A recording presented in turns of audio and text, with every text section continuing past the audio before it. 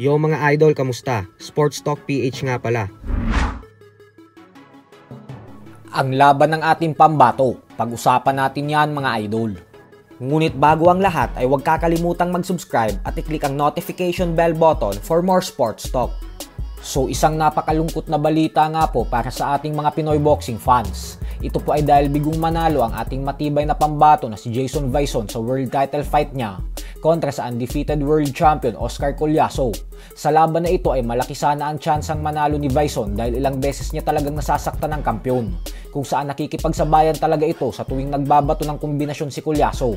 Subalit laking gulat nga po ng lahat dahil sa kalagitnaan ng 7th round ay nagdesisyon ang corner ni Vaison na ihinto na ang laban para daw masigurado ang kaligtasan ni Vaison.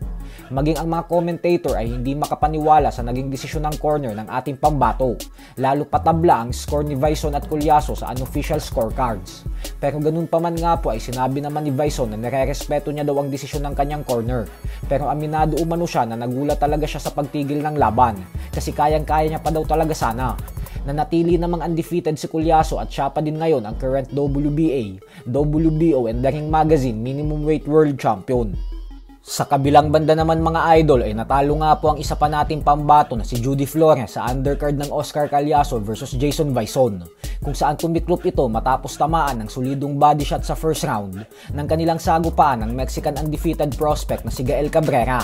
Namilipit po sa sakit ang ating kababayan, kaya naman hindi na nito nagawang makabangon pa sa 10 bilang ng referee, dahilan kung bakit nakuha ng Meksikano ang panalo via first round knockout. Dahil po dito ay nanggagaling na ngayon sa 3 magkakasunod-sunod na talo ang ating pambato, habang si Cabrera naman ay umabante na ang kanyang napakalinis na undefeated record sa 10 wins with 7 knockouts at walang talo. Samantala, iginiit nga po ng kampo ni Terence Crawford na hindi kailangan magretiro ng Mexican superstar Canelo Alvarez.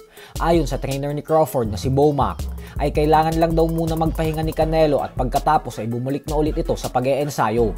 Kailangan daw nating tandaan na wala nang kailangan pang patunayan si Canelo sa sports ng boxing, kasi naipakita daw nito sa lahat na isa talaga siya sa mga greatest fighters ng modern boxing history. Sementado na umano ang legasiya ni Canelo, kaya ang maganda daw na gawin nito ay sulitin na ang mga natitira niyang taon sa pagboboxing at samantalahin ang pagkakataon na kumita ng limpak-limpak na milyones, habang mainit pa siya sa mata ng mga fight fans. Bibihira lang daw kasi yung mga kagaya kila Canelo at Manny Pacquiao na kayang kumita ng malalaking salapi kahit sino pa ang labanan nila. Ang estado daw nila Canelo ay pangarap ng karamihang boksingero na kailanman ay hindi maaabot ng marami. Kaya dapat daw nitong sulitin ang oportunidad na kumita ng milyones. Napakaswerte daw ni Canelo kasi karamihan daw ng boksingero ay kumukuha pa ng regular na trabaho dahil hindi sapat ang kanilang mga kinikita sa boxing upang buhayin ang kanilang mga pamilya. So hanggang dito na lang po muna tayo mga idol. Sports Talk PH, kakaiba ang laban ng mga Pinoy. Lakas at dedikasyon, ang aros na tinuon, kamaong nagbabaga, ang sayo ay bababa.